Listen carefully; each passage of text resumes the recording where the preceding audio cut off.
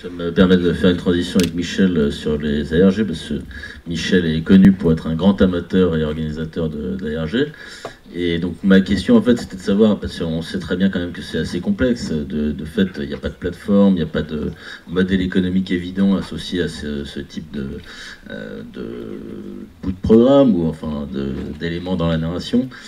Qu'est-ce qui toi t'intéresse particulièrement dans ce type d'organisation, et comment est-ce que tu penses qu'on pourrait les financer? Est-ce que ça doit toujours être rattaché à un financement qui vient sur d'autres contenus, etc., etc.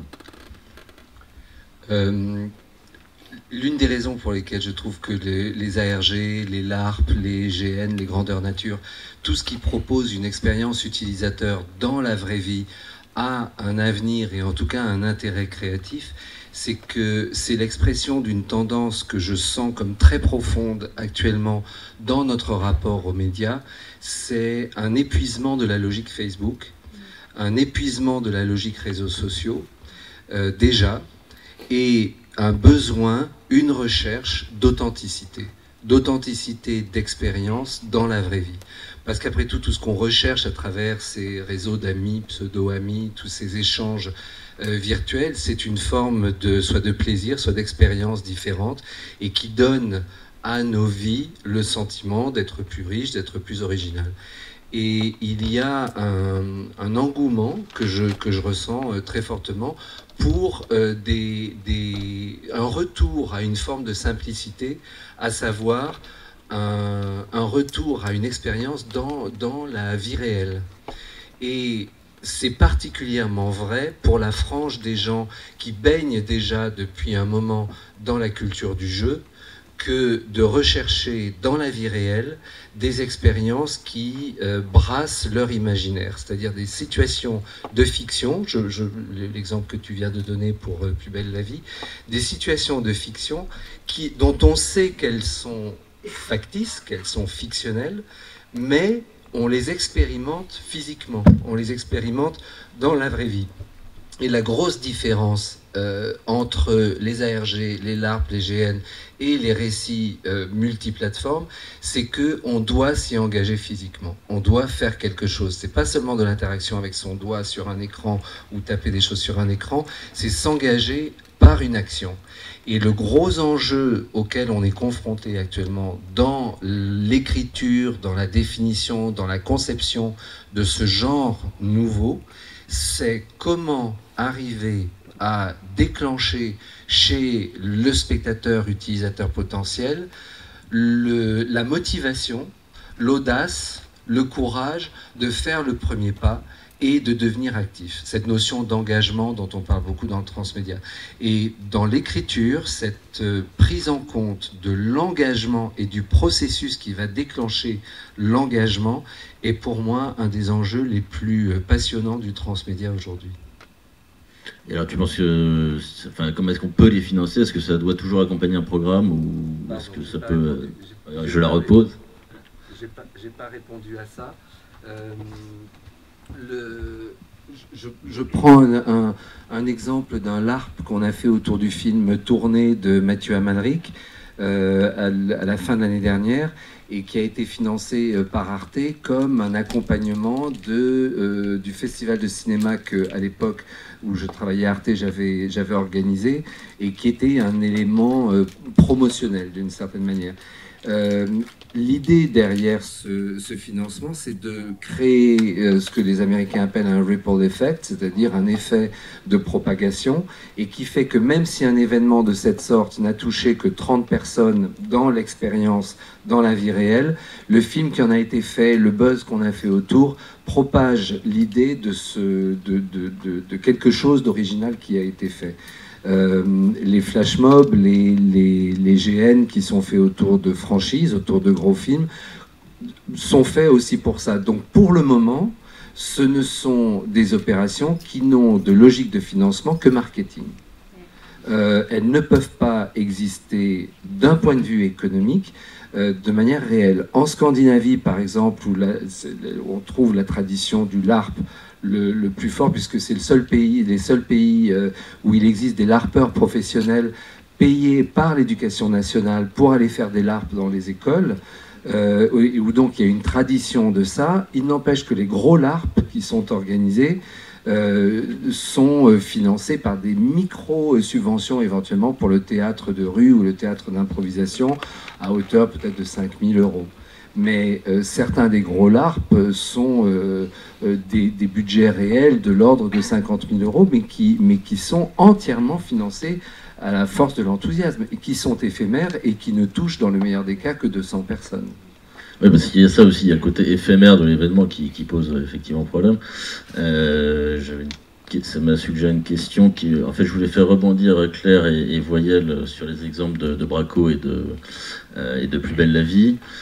Sur justement, peut-être, est-ce que ce sont des expériences qui ont été des tentatives à un moment donné et qui seraient amenées à ne pas être reproduites, ou est-ce qu'au contraire, ce serait amené à être encouragé, notamment au regard de ce que tu soulignes sur la différence culturelle éventuelle. C'est-à-dire qu'on sait bien que dans les pays scandinaves ou dans les pays anglo-saxons, a priori, il y aurait plus, enfin on subodore qu'il y aurait plus de capacité à s'investir dans ce type d'événements, et on se demande si en France, finalement, il y a cette culture du LARP ou GN qui permettrait effectivement de mener à bien des projets. Quel est votre retour d'expérience par rapport à ça?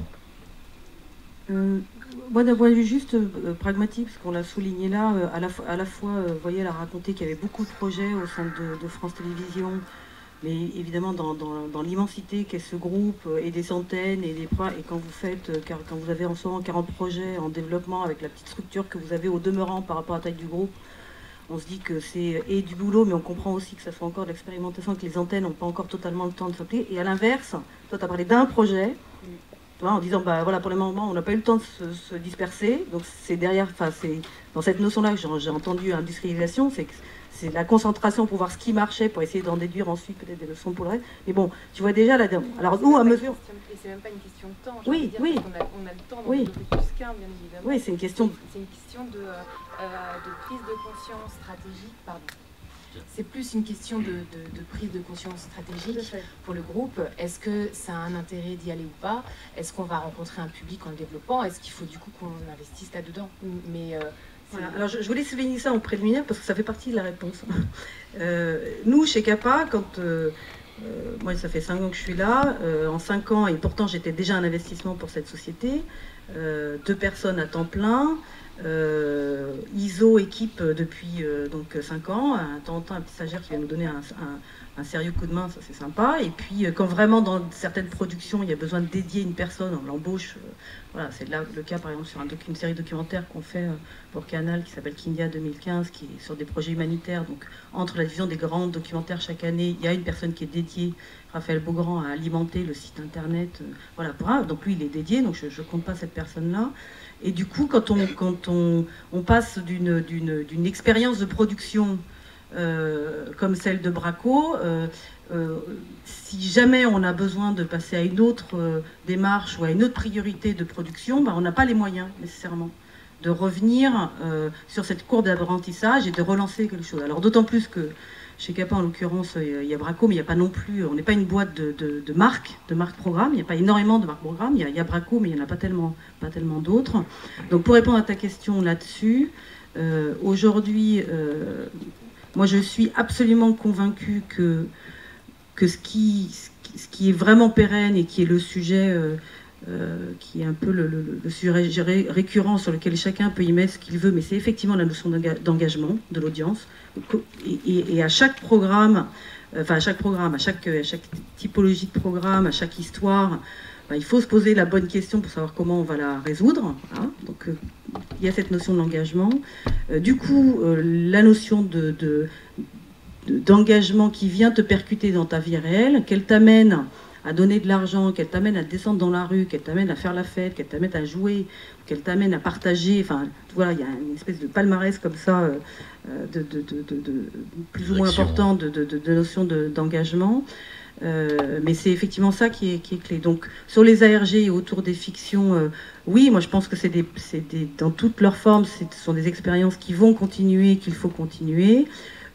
Encore faut-il aujourd'hui qu'on ait des stratégies d'en haut chez les diffuseurs, à nous les petits bras, d'une certaine manière, le temps de le faire, le temps de bien le faire, l'argent pour le faire, en tout cas ce petit argent en plus, qu'il soit marginal et qu'il vienne empiéter là, ou qu'il vienne trouver son modèle économique en plus. Mais on est bien aujourd'hui sur un sujet de quel est l'investissement qu'on alloue à ce genre de projet, sachant qu'aujourd'hui on commence à avoir quand même suffisamment de recul pour se dire que c'est sur certains programmes qui ont déjà leur communauté, pour ne pas parler de télé versus autre chose, hein, qui vont toucher déjà leur communauté, que ça vaut le coup d'insister, quoi. Et moi, parallèlement à ça, il se trouve que là, du coup, j'ai quitté un peu les gamberges, voilà, notamment celle qu'on vous a présentée autour de Braco et de Transmédia, etc., parce qu'il se trouve que depuis quelques mois, on a investigué le sujet d'une chaîne sur YouTube. YouTube dans un autre cas de figure, alors même que les narrations, là, pour le coup, sont plus linéaires et paraissent plus simples, ça, on a moins de gamberges interactives, etc. Et pourtant, on est dans un écosystème où l'engagement de l'audience, le carrefour d'audience à les trouver, la façon de faire en sorte que les gens soient captivés par ce qu'on leur propose, est super complexe. Voilà. Donc, voilà. Au final, si on doit être réducteur, retenez que le vrai sujet, c'est comment j'engage les gens autrement, dès lors que ça vaut le coup de leur proposer cet engagement-là, et dès lors qu'il y a une forme de pérennité ou d'événement qui va les stimuler et qui fait que cette communauté-là, qui est la plus active, va effectivement avoir un impact sur les autres, quoi. Moi, je suis complètement d'accord avec Claire sur le fait qu'il faut prendre le temps de faire les choses. Quand je disais tout à l'heure qu'on est dans une logique de laboratoire et d'expérimentation, c'est que normalement, à chaque projet, on apprend des erreurs du passé. Donc, on parlait notamment de Plus belle la vie. Honnêtement, aujourd'hui, on est en plein post-mortem de cette expérience-là, pour voir ce qui a marché, ce qui a moins bien marché, et pour refaire quelque chose qui ne sera pas du tout la même chose. Donc ça, c'est hyper important. Quand je disais prendre le temps de faire les choses, c'est un petit peu l'écueil aujourd'hui. La problématique qu'on a, c'est que, je vous ai dit, au début, personne ne voulait travailler avec nous, en gros, concrètement. Aujourd'hui, tout le monde veut travailler avec nous parce que les gens dans les chaînes ont compris qu'il y avait un petit peu d'argent là et que de toute façon, c'était pas mauvais et qu'éventuellement, ça pouvait accroître un petit peu l'audience de leur propriété. Le problème, c'est qu'on ne peut pas, tu l'as dit, on est une petite dizaine de personnes. D'abord, il n'y a pas matière à faire du transmédia sur tout, ça il faut le savoir. Il y a plein de gens qui viennent nous dire, mais fais du transmédia sur mon truc. Ouais, mais t'as quoi derrière la tête? J'en sais rien, mais fais du transmédia. Non, ça sert à rien. Donc aujourd'hui, une de nos contraintes, c'est que voilà, on est limité. Et donc, on va choisir les projets en fonction de l'innovation, de ce qu'on peut trouver comme pépite dans le projet sur lequel on va travailler. Qu'est-ce qui va être nouveau, qu'est-ce qui va être innovant, et en fonction aussi des erreurs du passé. Donc ça, tiens, dans ton truc, on va pas y aller parce qu'on a déjà essayé un truc similaire sur un truc qui ressemblait il y a quelques mois, et en fait, ça marche pas du tout. Voilà, typiquement, aujourd'hui, on sait que c'est compliqué de travailler sur un unitaire parce qu'il y a cette question d'éphémère. Donc pourquoi on va travailler plutôt les séries, Clem ou Plus belle la vie? C'est parce que déjà, il y a un bassin d'audience, que évidemment, on ne se cache pas, on a la même problématique et le même objectif de recruter encore plus d'audience, de se dire peut-être que on va aller chercher sur un autre média une audience qui pourrait s'intéresser à Clem ou à Plus belle la vie, mais qui n'y est pas déjà. Bon, on n'est pas, voilà, on a aussi une vocation d'accroître l'audience, qu'on soit privé ou public. Mais c'est quand même des choses qui sont sur le long terme. On le voit, c'est plusieurs saisons, plusieurs années de travail sur Clem, et sur Plus belle la vie, ça sera la même chose. Et encore une fois, oui, on a vocation à continuer ce genre de projet, mais vraiment à prendre de l'expérience, et voilà, on fonctionne par itération, projet après projet. C'est pour ça que je parlais de logique d'expérimentation. Voilà. Un jour, on pourra peut-être monétiser, mais aujourd'hui, on est plutôt dans comprendre ce qui se passe, comprendre les usages et comprendre comment on peut les satisfaire. Alors je pose une dernière question, après je passerai le micro pour que chacun puisse poser. En guise d'ouverture et en perspective de la télévision connectée, et d'une certaine manière pour rebondir sur ce que tu viens de dire, c'est-à-dire tous les projets n'ont pas besoin d'une déclinaison transmédia, est-ce qu'à l'aune de la télévision connectée, on ne va pas justement au contraire être conduit à faire du transmédia sur tout type de projet? Là j'invite tout le monde à pouvoir réagir parce que... Oui, d'ailleurs, effectivement, mais par rapport à la chaîne de valeur, effectivement, que tu as présentée au tout début. C'est-à-dire que toi, tu dis, à la chaîne de valeur, les producteurs, ils vont être tout petits dans un coin, les producteurs-diffuseurs, puis il y aura plein d'acteurs autour. Et d'une certaine manière, ça laisse penser, mais en attendant la télévision connectée, en attendant que les usages se fassent, que finalement, tous les programmes auront quelque chose autour. Déjà, c'est pas que les producteurs sont tout petits dans le coin, c'est juste que le spectre, enfin le champ, ça grandit. Alors, du coup, c'est vraiment la définition de transmédia, parce que finalement, c'est est-ce que, enfin là, on est vraiment dans les processus de narration particuliers. Est-ce que mettre un lien sponsorisé pour acheter la robe du personnage de Plus belle la vie, c'est du transmédia? Non. Par contre, est-ce que c'est une façon de ramener de l'argent indirectement? Oui. Exactement, c'est ça le truc, parce que on n'en est pas là, mais bon, c'est néanmoins enfin, je vois trois choses. Il y a le problème des revenus, parce qu'on parlait de l'audience tout à l'heure, et on voit bien si j'ai 2 millions de spectateurs, je vais avoir 16 000 personnes qui vont réagir en ligne, ou 16 000, enfin beaucoup moins de personnes qui vont regarder peut-être les webisodes à côté, et faire de l'argent avec la publicité sur un webisode, même en pré-roll, ainsi de suite, ça va être tout petit, et par rapport au budget dont on parle, ça tient pas. Donc actuellement, le transmédia est malgré tout une sorte de 5e roue du carrosse, même si elle est de plus en plus moteur, même si elle a un impact sur la promotion des contenus. C'est le modèle économique des chaînes, et ça profite un petit peu dedans, et voilà. Donc après, on peut imaginer d'autres formes de modèles économiques. C'est pour ça que je citais avant l'e-commerce, parce que c'est quelque chose qui marche bien. C'est des grosses sommes pour peu de personnes qui vont... voilà, je fais beaucoup plus d'argent si je vends 5 objets que si j'ai 5000 personnes qui regardent la pub. Et en plus, c'est quelque chose qui n'a pas besoin de durer dans le temps, ce qui fait que vu qu'on est dans les contenus qui sont très éphémères, voilà, si à un moment donné où on a eu cette interaction-là, on pouvait acheter quelque chose, on l'a fait, très bien, on n'en parle plus. Donc il y a vraiment cette idée de pouvoir proposer des interactions qui ramènent de l'argent. Et l'autre point important, c'est que c'est les gens qui vont proposer ces interactions et être moteurs et source de nouvelles sources de revenus.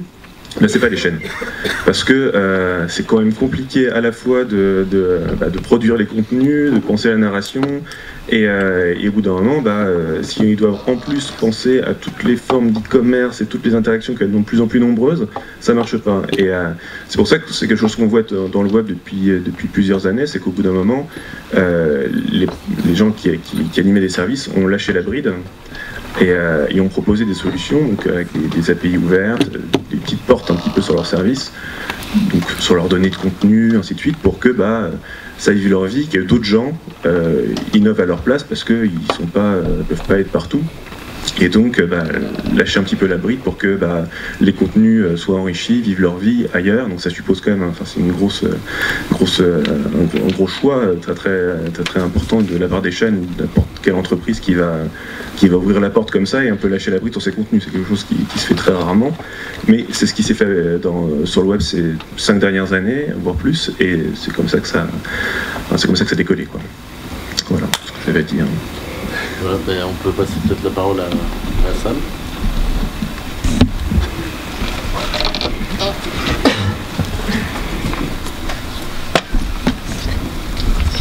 Oui, bonjour. J'avais une question sur un thème qui a été peu évoqué ce matin, c'est l'aspect technique et plus spécifiquement informatique, parce que tout ce que vous présentez, je parle des productions, font appel quand même à pas mal de choses, du développement de sites web assez complexes, d'applications pour smartphones et tablettes, de solutions de type CRM, etc. Et donc j'aimerais savoir quelles sont les stratégies qui peuvent être adoptées pour les chaînes de télévision. J'imagine que vous avez des services informatiques suffisamment compétents pour répondre à ces questions, mais pour les producteurs et ceux qu'on pitchait tout à l'heure, je pense que c'est pas forcément le cas.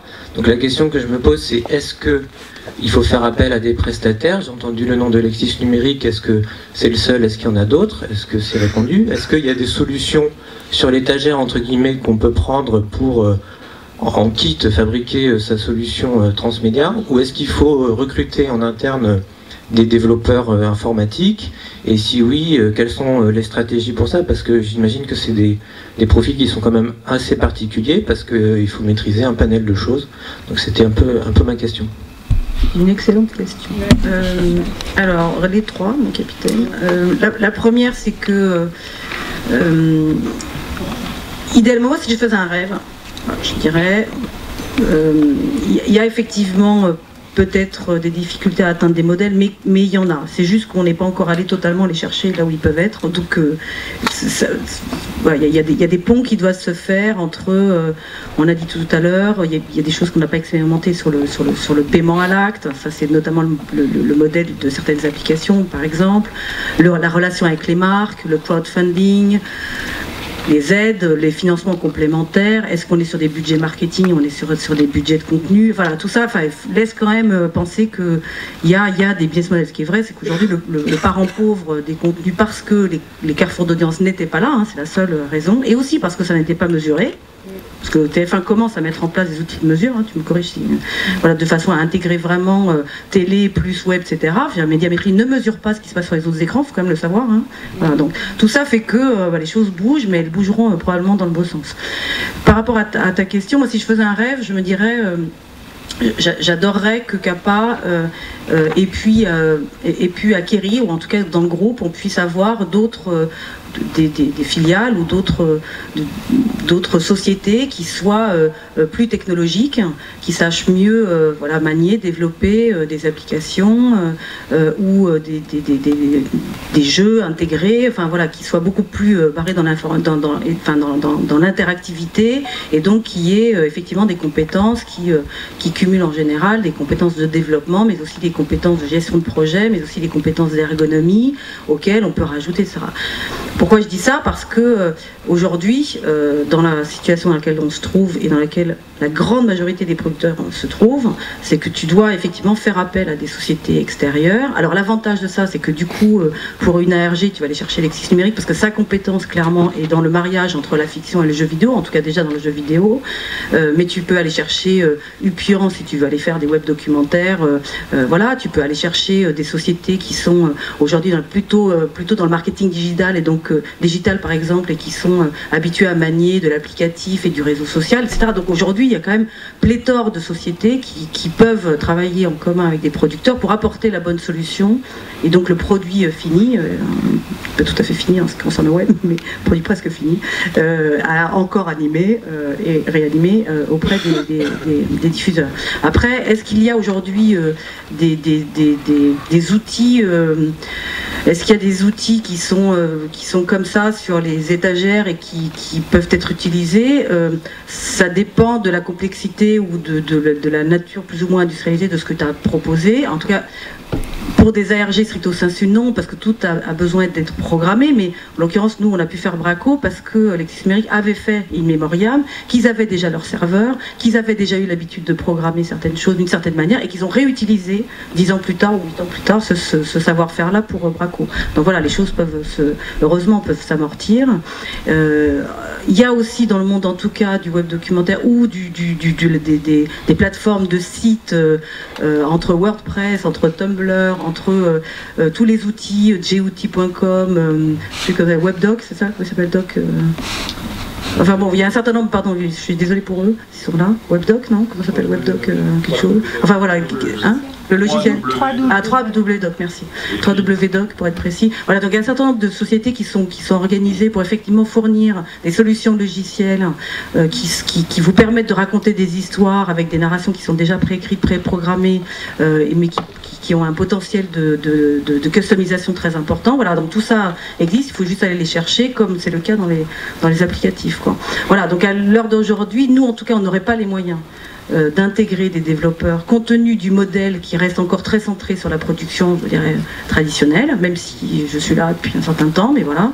2, idéalement, il faudrait intégrer dans nos groupes des compétences extérieures, mais de toute manière, quoi qu'il advienne, aujourd'hui, tu as la réponse en t'associant avec d'autres. Et enfin, ce qui est sûr, c'est que travailler sur les projets dont on a parlé suppose de savoir travailler en équipe, suppose de savoir associer des gens en amont de différentes cultures et de savoir-faire, et que c'est cette alchimie-là qui fait le succès aussi des projets derrière.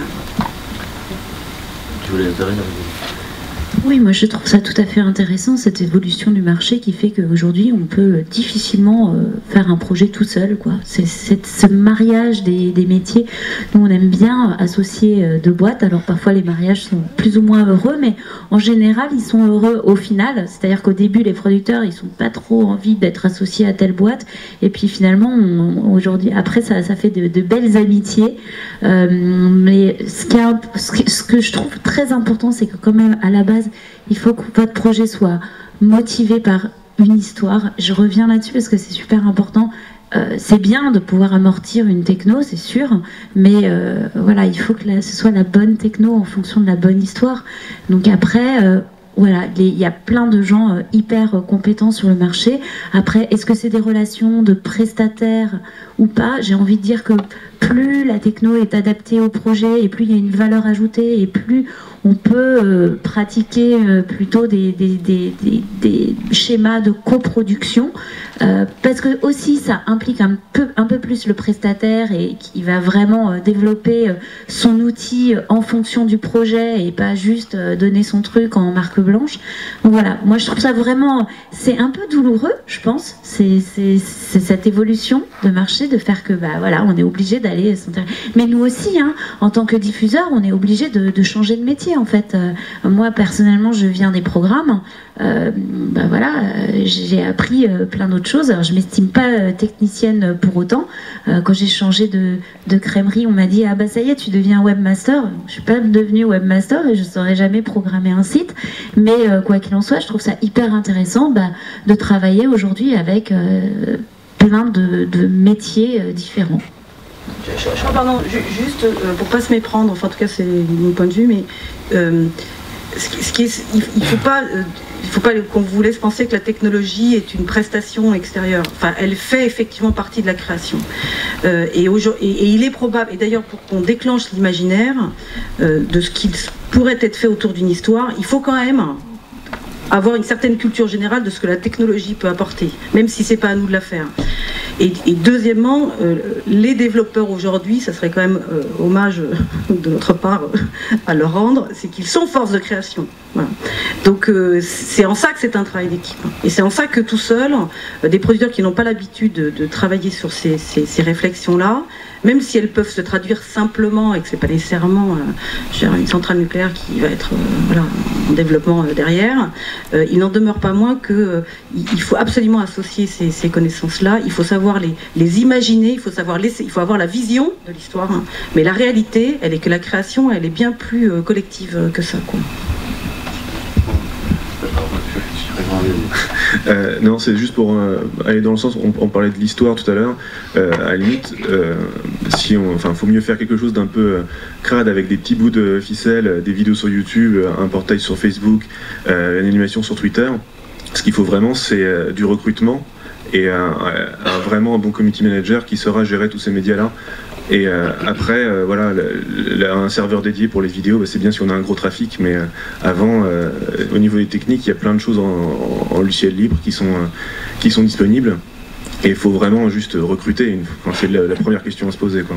Et avoir une bonne histoire pour recruter après, quoi. Moi, je ne encourage pas à faire du crade. Hein. Attention, tu vas avoir les producteurs les auteurs sur le dos. J'ajoute, juste avant de te passer le micro, j'ajoute juste que pour trouver des prestataires, c'est pas très très compliqué non plus. C'est-à-dire que tu regardes les projets qui ont été faits par le passé, et éventuellement, si tu travailles avec les diffuseurs, tu leur demandes aussi. C'est des relations qui sont assez simples. Les mises en relation sont plutôt simples sur ce secteur-là.